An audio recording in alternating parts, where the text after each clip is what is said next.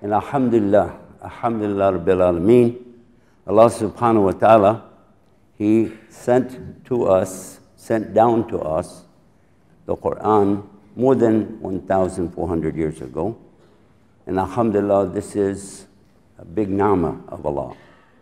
For in the Quran is the hidayah or the guidance that we all pray for every single day. Every Muslim, every day, praying 5 times a day or more, is saying these words again and again and again. Ihdina siratal mustaqim. Ihdina, guide us. Sirat, this is the path, the bridge. Mustaqim, the straight way. And this is what we're all looking for. Every day we're asking Allah again and again and again to guide us. For without the guidance of Allah, there would be no guidance. There is none to guide except the ultimate guide, Al-Hadi. Allah is Al-Hadi. Maybe you know some people named Abdul Hadi. They are the servants or the slave of Al-Hadi. And this is logical. For those people who play the logic game, it's the intellect game. It's a game. I have more knowledge than you do. I'm smarter than you. I'm so brilliant. I'm intellectual. This is the game that they're playing.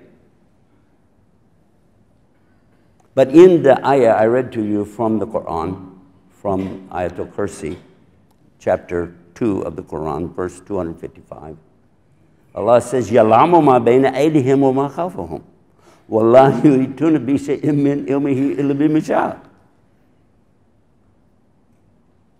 It is Allah, the creator, the sustainer of the whole entire universe, who has all knowledge of everything, anything that exists. And we're not just talking about knowing where the planets are. We're not just talking about full of knowledge of the things we see through the telescopes, but we're talking about all knowledge of everything. Not just molecules and atoms.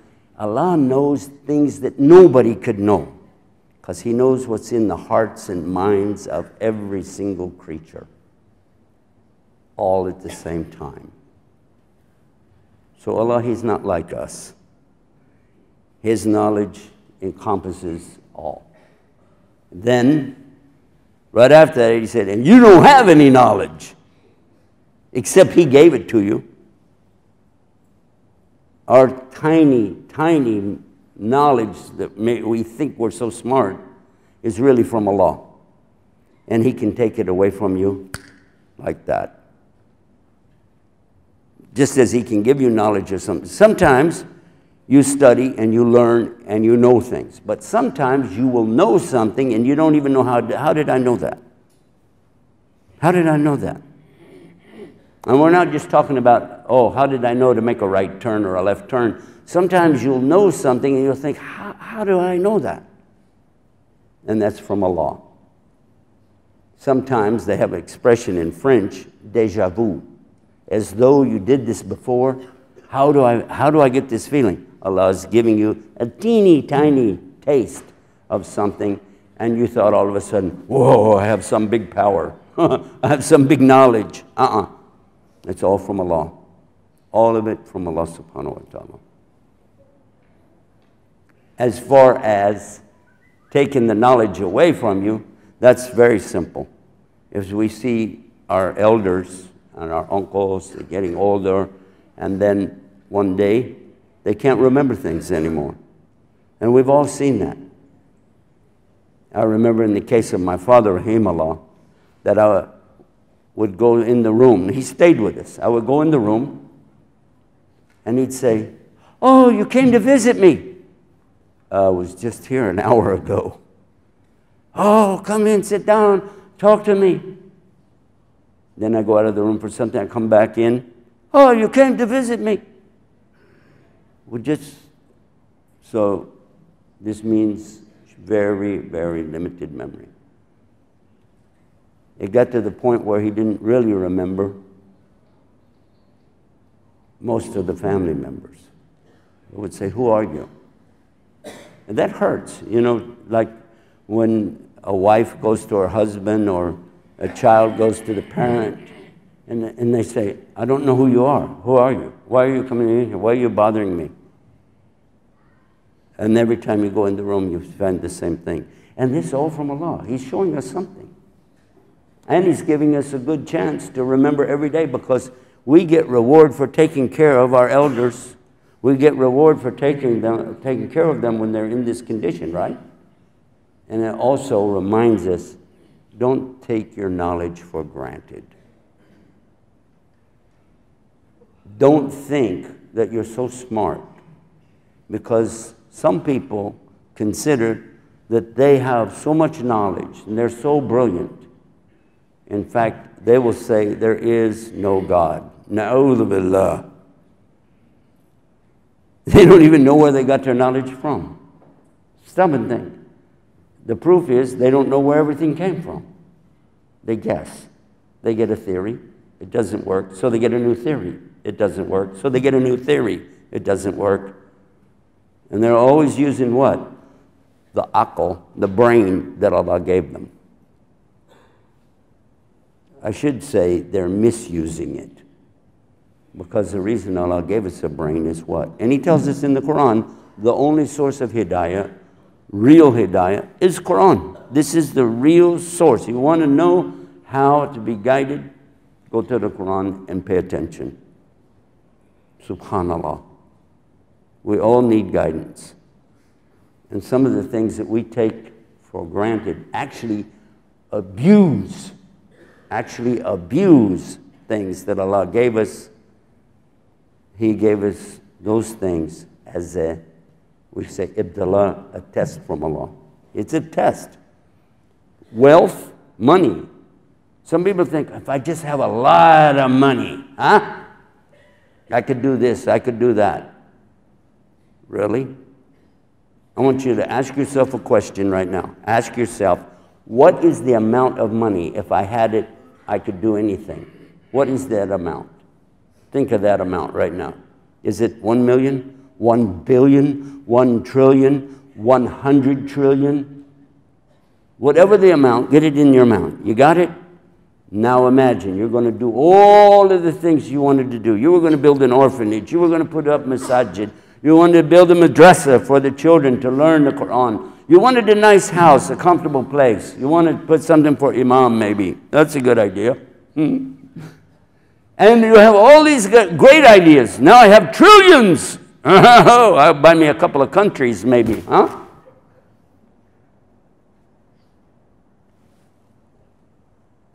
Oh, I forgot to tell you. There's no guarantee what's going to happen to you. That money is all you got. You didn't ask for anything else. What about health? Ahmadidat, rahimahullah. We all know who's Ahmadidat. We love him so much for the sake of Allah. But did you know that in 1996, he became angry. He became upset during a meeting. He was very upset, shouting, you know. After that, right after that, he had like a stroke. He spent the next 9.5 years paralyzed.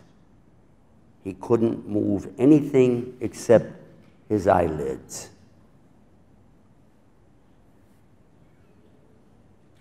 Now what will you do with your $1 trillion? What will you do with it? You can't even tell somebody else what to do. In fact, you can't stop anybody from taking it. Oops. So knowledge, and we already know what can happen to that. Money, and what can happen to that. Health, and what can happen to that. What is worth anything here on this planet, in our life, what is it worth without the hidayah of Allah? Our brother said to me this morning, what if somebody told you, you lost everything? Now, what would that mean to some people? Right away, you lost everything. You would think what? My car, my money, my house, my job, I lost everything. Or some people would say, oh, I lost my position. Oh, I can't hold an office anymore. Oh, I'm not famous anymore. I'm not the big shot anymore. Some people it would be, oh, I can't run and be, I'm so strong and powerful. I don't have that anymore. When you say you lost everything, what does it mean? And then our brother, he said, to the believer, if you told him, now keep in mind, we're talking about a believer in Allah, has all of the universe, has everything. He's got the health, he's got the power, he's got the money, he got everything, huh? But he's a believer. And you told him, you lost your connection with Allah. You can't worship Allah anymore. Allah don't want you, and you're not going anywhere with Allah. To the believer, he lost everything. He lost everything. I might as well die right now because my life is worthless without Allah. The same is, and we were talking about suicide. Some people commit suicide when they lose all their money. Some when they lose their job. Somebody spend his whole life, he's 16 or 17 years old, he gets a job, work in the same company until he's 60 or 70 years old. Then they say, okay, you're out. You have to go. Where am I going to go? Thanks a lot. We're going to have a gift for you. You're leaving. So we'll make a nice gift, and we'll have a party. Everybody will come, and this is your big day. And we're going to eat some food, and we're going to clap, and you're going to give a talk, 2 minutes. Time's up. And speaking of time, here's your gift. A Mickey Mouse watch. There you go. And this, we said, some people will commit suicide. They don't have any life. The thing they most loved in this life is gone. They don't need to live here anymore. And for the believer, the only thing for us is to be able to know how to connect with Allah and worship Him alone without partners. Let me give you the reference for some of this before I wind up the Jummah khutbah. Inshallah. Bismillahirrahmanirrahim.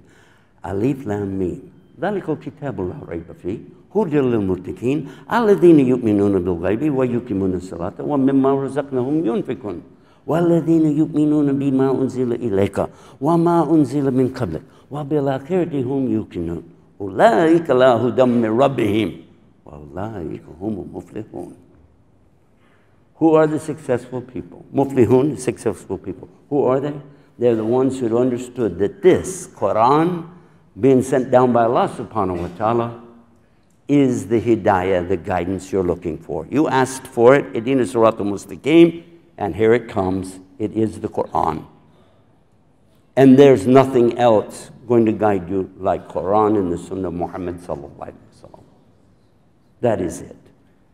And Allah tells you what you're going to need to qualify to be able to understand it. You must have a taqwa. We've said in other programs, in khutbahs, taqwa is a shield that you have against Allah's anger on the Day of Judgment. A taqwa is a shield, literally.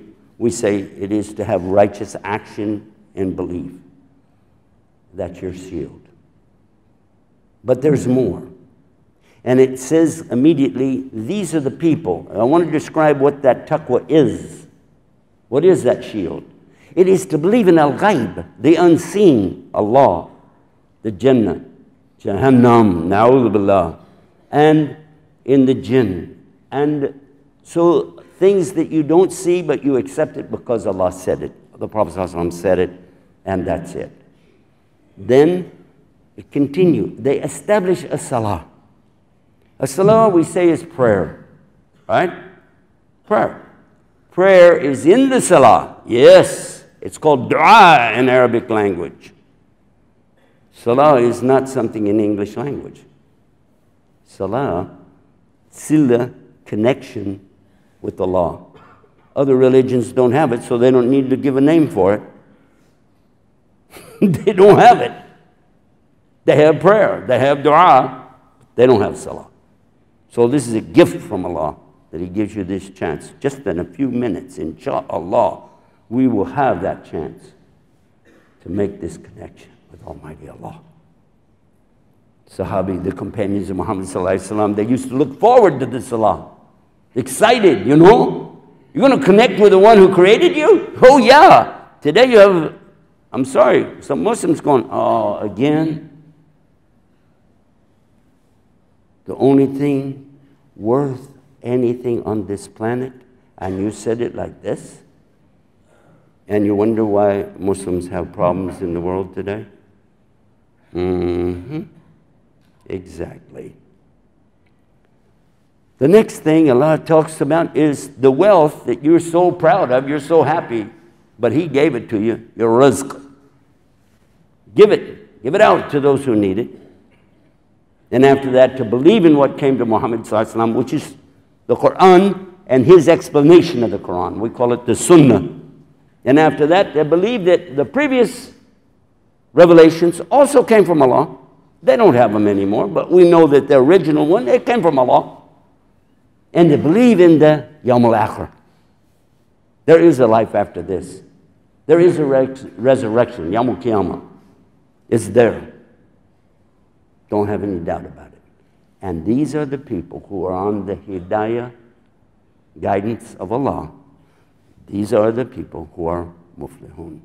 And we ask Allah to make us of the muflihun, the people who are successful. Ameen. We ask Allah to guide us in all that we do and to remember Him, not just in our salah, but throughout the day, and remembering that all the things that I do are only by the permission of the one who sees everything and hears everything. Everything that I have from the time I'm born until the time I'm dead, this is from Him. I thank Him for that. Everything that's in my mind and in my heart, all of this is known to Him. And I seek refuge in Him. And I ask for forgiveness from Him. Because He knows everything. And finally, as we should always do, especially on Fridays, is the dua for our Prophet sallallahu alaihi wasallam. And we say, Allahumma salli ala Muhammad wa ala ali Muhammad kama sallaita ala Ibrahim wa ala ali Ibrahim innaka Hamidun Majid. Rabbana atina fid dunya hasanatan wa fil akhirati hasanatan wa qina adhaban nar. Rabbana la tuzigh qulubana ba'da idh hadaytana wa hab lana min ladunka rahmatan innaka antal wahhab. And alhamdulillah rabbil alameen, huwa alladhi ja'alna muslimin. We give all praise to the one who made us Muslims. Alhamdulillah, alhamdulillah. Love all of you for the sake of Allah. And I sincerely ask from my heart for us, all of us, to be forgiven and to be in Allah's paradise, Jannatul Firdaus Allah, with His Prophet sallallahu alaihi wasallam. Assalamu alaikum warahmatullah. Ikum as-salam.